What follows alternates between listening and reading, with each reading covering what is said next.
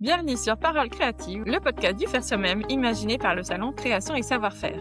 Je m'appelle Mélanie Sénat et je suis ravie de vous retrouver pour ce nouvel épisode avec aujourd'hui Carole qui a créé sa marque Carole Rampinetta. Peut-être me connaissez-vous déjà via mon émission Fait main dans laquelle je vous fais découvrir des créatrices et des créateurs qui ont fait de leur passion pour le fait main leur métier. Et dans Parole créative, on a rendez-vous une fois par mois avec des personnalités qui gravitent autour du salon. Dans les deux cas, pour ne rien manquer de ces rencontres créatives, abonnez-vous sur nos chaînes YouTube, Spotify, Apple Podcasts ou Deezer.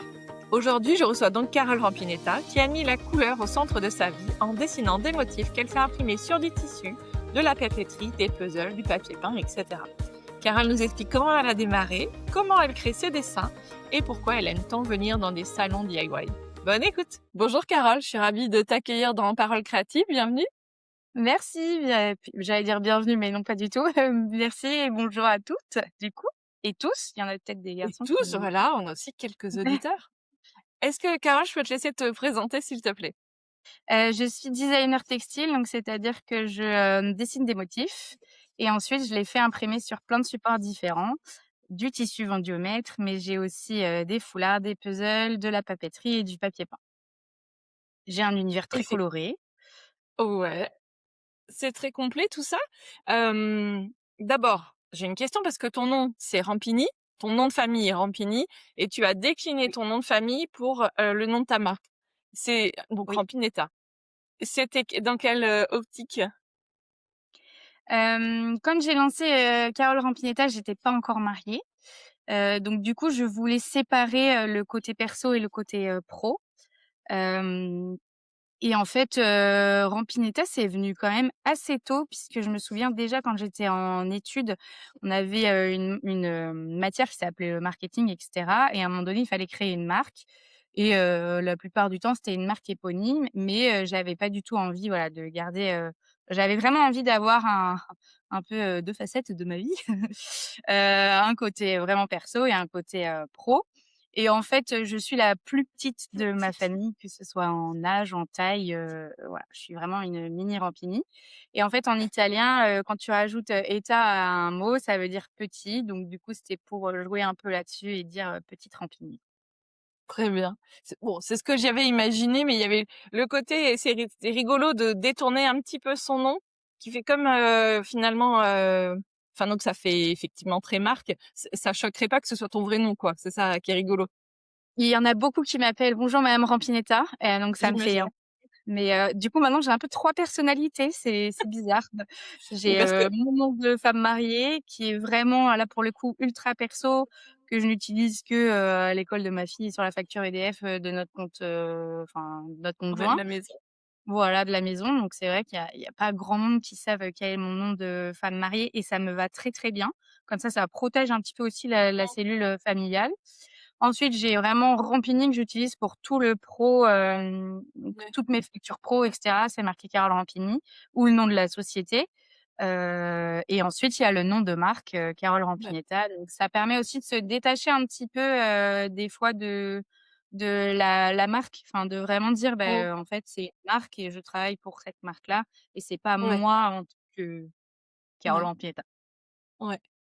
Alors, j'ai quand même envie de te poser du coup une question. C'est un peu du coup tôt, pour en parler, mais est-ce que ça veut dire aussi que tu te projettes quelque part dans la suite de transmettre une entreprise qui porte pas complètement son nom, qui est un petit peu décorrélée de toi?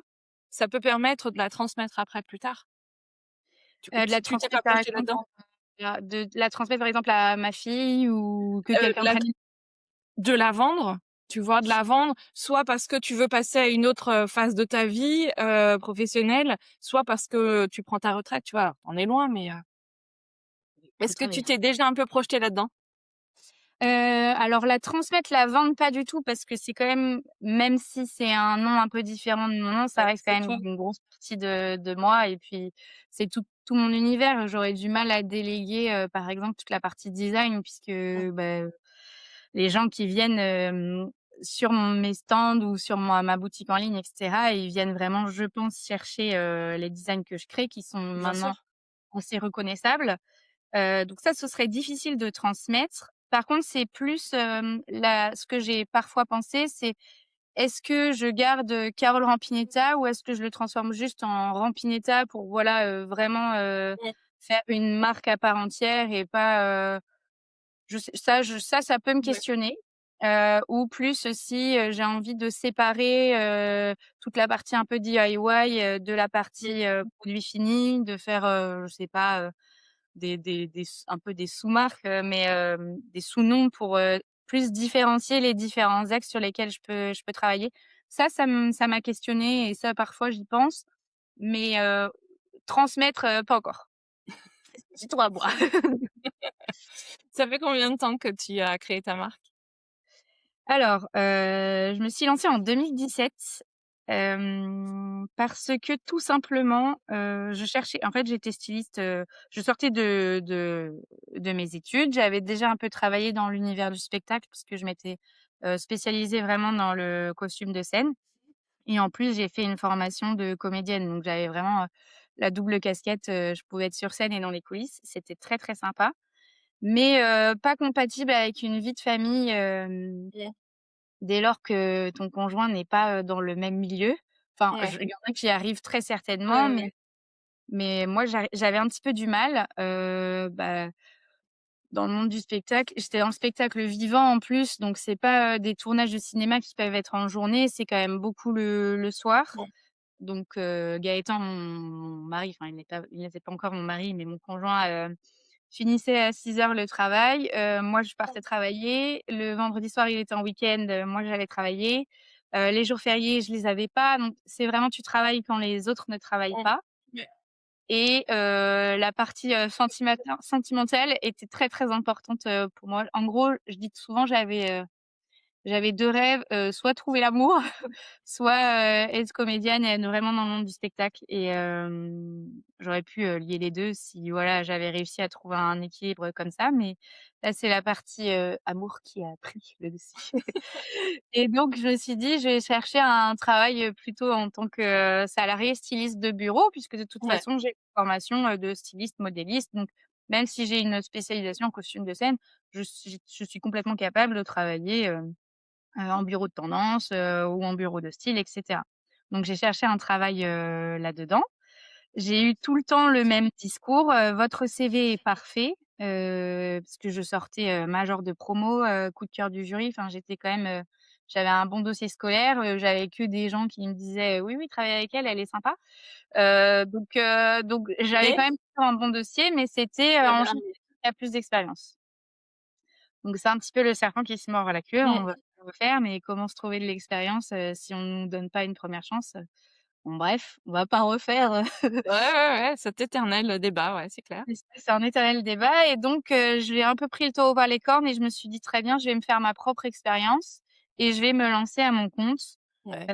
Voilà, en auto-entrepreneur et donc c'est là qu'est née, Carole Rampinetta. On était en 2017 et au début, je faisais beaucoup pour, les, mariages. Donc je dessinais, c'est quelque chose que je fais encore aujourd'hui, mais c'est vrai que je ne communique pas du tout. C'est un peu par du bouche à oreille. Mais en gros, je dessinais un faire-part pour, les futurs mariés, qui venaient me voir, je sais pas, ouais, le thème, c'est coquillages et crustacés en violet et rose, très bien. Je faisais un faire-part, du faire-part, je découlais un motif que je faisais imprimer en toute petite quantité et ça me permettait de confectionner les tenues des enfants d'honneur, les nœuds papillons, voilà, il y avait vraiment un fil rouge, autour, du mariage Ouais. et ça a très, très bien démarré, j'avais, plusieurs, clients, j'ai fait des salons du mariage et cetera. Mais 6 mois, entre 6 mois, 1 an après, j'ai trouvé un travail en tant que salariée. Voilà, il y a quelqu'un qui est venu me chercher en me disant: «Bah, nous, on veut travailler avec toi, est-ce que ça te dit?» Donc c'était un peu le graal, tant attendu, pardon, que je Ouais. cherchais. Donc je me suis dit: «Ben, OK, banco, on y va et puis, je vais essayer de mener les 2 de front». Un peu complexe, mais j'ai quand même fait, plusieurs missions de mariage, pendant, cette période de salariée. Donc cette période Oui, salariée, elle a 3 ans. parce que tu voulais pas abandonner ton petit bébé, qui que tu avais Bah, créé. oui, puis, ça avait quand même bien démarré, donc c'est vrai que c'est un peu excitant de se dire: «Ah ça prend, je vais peut-être pas, quand même tout laisser tomber». Donc Mmh. même si voilà, c'était quand même, difficile de mener les 2 de front et forcément le boulot salarié a pris le dessus. Et donc là, j'étais styliste en bureau de style. J'étais responsable de collection, dans le vêtement d'image. Donc c'est, tous les métiers qui ont besoin d'un vêtement pour, travailler, pour communiquer. Ça va, des vêtements normés aux vêtements, pour citer des exemples, même si c'était pas forcément nos clients, mais, la RATP, la Poste, et cetera, à, Ah, c'est ça les des vêtements normés? voilà, OK. il y a les vraiment les vêtements normés, BTP, et cetera, où là, c'est normé de toute façon, c'est jaune fluo, il y a des normes et il faut que ce soit OK. justifié, et cetera. Et ensuite, il y a les métiers qui, ont besoin d'un «uniforme» entre guillemets, mais aussi pour communiquer sur leur image de marque. Et nous, on D'accord. était, beaucoup dans les parcs de loisirs, en France, et donc on habillait tout le staff. Par exemple, je sais pas, un parc de loisirs, pas les costumes de scène, qu'ils utilisent, mais vraiment le Mmh. staff, voilà.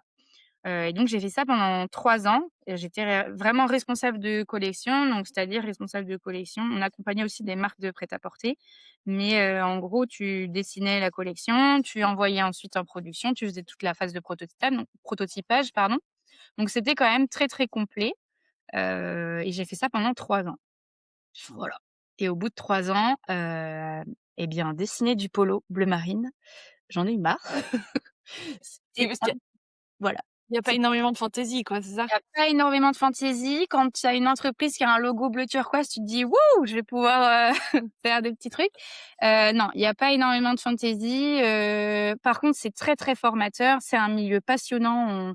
On apprend énormément de choses sur tout ce qui va être, industrie textile, les ateliers de confection, et cetera, tous les dossiers de production. Donc ça, c'est vraiment formateur et je me suis éclatée dans ça, à apprendre plein de choses. Mais au niveau, voilà, environnement, stylistique, créatif, Oui. là, je me suis un peu éteinte, et puis, bah, voilà, j'ai fait 3 ans, c'était très, très bien, et puis arrivé le covid, arrivé l'arrivée de ma fille, et là, tout a basculé puisque pendant le covid, la couture a fait boom. Ouais. Les gens ont cousu des masques. Moi, j'étais à l'arrêt, j'étais en plus, enceinte, sur la fin, donc dans tous les cas, j'ai été arrêtée, j'étais confinée. J'ai été confinée avant, tout le monde parce qu'ils confinaient toutes les femmes enceintes avant que le vrai confinement, D'accord. commence.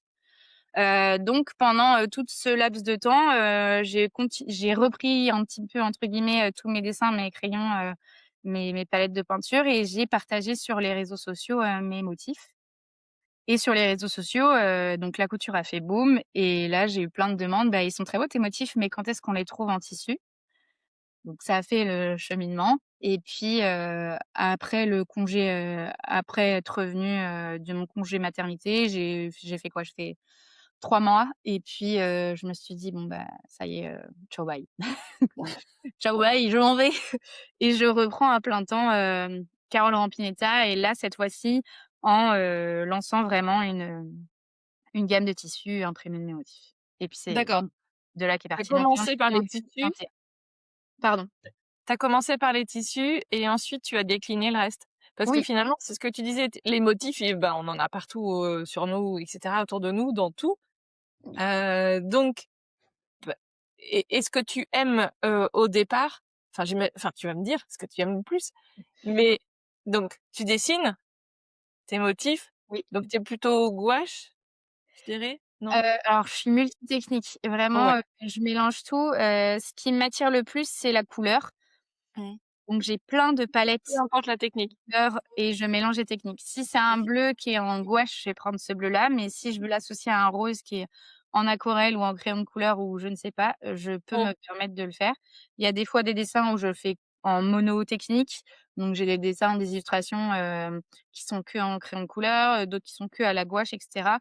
Mais il y a aussi plein de choses que je mélange, voilà. En tout cas, D'accord. c'est sur papier, c'est pas du tout sur, tablette. Ouais, tu fais tout, de manière, traditionnelle, comme on dit. Tout, tout. OK. Ouais. Ce qui te, j'allais dire limite, c'est pas que ça limite, mais en tout cas, c'est plus challengeant parce que si tu te «rates» entre guillemets, s'il y a un truc où tu dis: «Ah bah non, finalement, j'aurais pas dû faire comme ci, comme ça» et cetera, tu dois recommencer. Oui, c'est le jeu. C'est le jeu de tout, je pense, c'est le jeu de tout créateur aussi, hein, de tester, d'essayer, même des créatrices de patrons, elles doivent forcément, Ah oui, tester des fois des volumes, et cetera. Puis au final, bah non, ça va pas, on recommence, ouais. ça fait partie de la démarche créative, ça fait partie du jeu. Bon, le tissu, on peut le découdre, le tricot, on peut le détricoter, tu vois? et donc recommencer sans tout recommencer, là, si toi, la touche finale, bon, après c'est ce que tu dis, c'est l'expérience, aussi qui fait que même si la touche finale, elle est pas géniale et bah, finalement tu arrives sans doute, de toute façon, à rattraper un petit peu tout ça. En fait, en plus, en tant que ça, j'ai pas tellement, de ratés, D'accord. parce que j'ai un je dis souvent ça, c'est que j'ai un dessin un peu vivant. Mmh. Donc si à un moment donné je fais une erreur, bah, très bien je l'intègre ou je la Ouais, c'est mate ça. ou voilà. Ça je Ouais, ouais. pense que c'est une déformation aussi de mes études en arts appliqués, c'est qu'on n'avait pas le droit de gommer. Donc forcément tu intègres tes erreurs et puis voilà et puis comme je dessine tous les éléments, je dessine pas le motif déjà au raccord, je dessine plein d'éléments et Oui, ensuite moi sur l'ordinateur, je vais mettre en page, ces motifs-là. Donc si par exemple, je sais pas, je dessine des lapins et qu'il y a un de mes lapins que j'aime pas, ah bah, je vais juste tu pas le le mettre. recommences.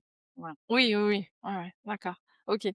Donc oui, tu dessines pas la scène entière, c'est des éléments, les uns enfin successifs, que tu peins, voilà, et que ça veut dire que tu les scannes, c'est ça? Ouais, Individuellement, enfin voilà, et pour avoir ensuite des éléments individuels que tu vas, enfin qui vont te permettre de faire ta composition de motifs. c'est ça. J'ai vraiment une partie manuelle sur papier, Mmh. qui prend du temps, mais il y a aussi toute une partie qui prend également beaucoup de temps sur l'ordinateur où là, ça va vraiment être agencé, les éléments entre eux pour créer un motif, au raccord qui a aussi quelque chose de cohérent quoi, qui esthétiquement parlant, qui fonctionne ensemble. Donc faut trouver, faut chercher, non, celui-là il va pas là, Mmh. celui-ci va pas là, on fait des tests, et cetera. Les harmonies de couleurs aussi? Ça Ouais. ça t'arrive de changer des couleurs après coup? Sur l'ordinateur justement, en changeant des teintes, Ça peut m'arriver, mais ça va plus être je jouer sur les fonds de couleurs si jamais Mmh. c'est vrai que j'ai des dessins des motifs qui sont, beaucoup sur fond blanc, parce qu'en fait j'utilise le blanc de ma feuille comme le blanc. Ce qui fait que c'est vrai que mes dessins sont toujours sur fond blanc. C'est rare que je dessine sur, fond coloré. Donc ça m'arrive parfois de passer des motifs qui sont sur fond blanc en fond coloré sur l'ordinateur et donc là, ce que je vais modifier, c'est par exemple, si je fais une fleur rose et que je veux la mettre sur un fond un peu rose, bah, il va peut-être falloir que je modifie un petit peu le rose de la fleur pour qu'il ressorte mieux, enfin voilà. Mais ça va pas être des changements, radicaux où je change complètement la couleur. C'est OK. plus les fonds qui vont changer. Ton travail, tu le diffuses, donc sur ta boutique en ligne et puis sur, des salons partout en France? Oui, C'est une, grosse, partie de ton activité et de l'énergie qu'il faut y mettre parce que les salons, c'est un bon morceau quand même. c'est un bon morceau, maintenant on commence à être «rodé» entre guillemets, donc on sait que sur telle surface, il faut tel mobilier, telle surface, c'est Ouais. tel mobilier.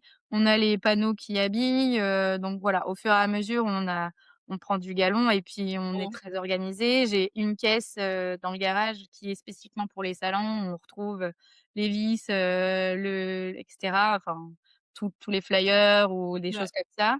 Donc on commence à être rodé, mais oui, par contre, c'est de la manutention parce que c'est lourd, des plaquettes de tissu. C'est ça, on se rend pas forcément toujours compte, ouais. Ouais, Oui, ouais. il y a plein de fois où quand mes parents ou mon mari, ils m'aident et qu'on est en train de charger le camion, chaque fois je leur dis: «Mais pourquoi je fais pas juste des bijoux? C'est plus petit, ça prend moins de place, c'est moins lourd, ou pourquoi je fais pas, juste, je sais pas, de la papeterie, ça peut peser lourd aussi». Enfin bref. Mmh. Non, les tissus, c'est de la manutention, c'est lourd, c'est plus ça qui est énergivore. Par contre, c'est trop chouette les salons. Parce qu'on voit du monde, ça c'est cool. De parler aussi en vrai de son travail, c'est quand même chouette. Ouais. Donc ton expérience de sur les salons, elle est positive, ultra positive. C'est pour ça que Oui, tu continues? c'est ça. Moi j'adore. J'avoue que j'aime Ouais. beaucoup et puis ça casse un petit peu la routine parce que je fais pas non plus énormément de salons. J'enchaîne pas les salons tous les mois, même Ouais. si, il y a certaines périodes dans l'année qui sont un peu plus denses que d'autres. Mais, je les enchaîne pas tous les mois. Je suis pas non plus Mmh. aux 4 coins de la France, tel mois c'est là, tel mois c'est là, tel mois c'est là. Ouais. Donc, je me ménage un petit peu aussi quand même.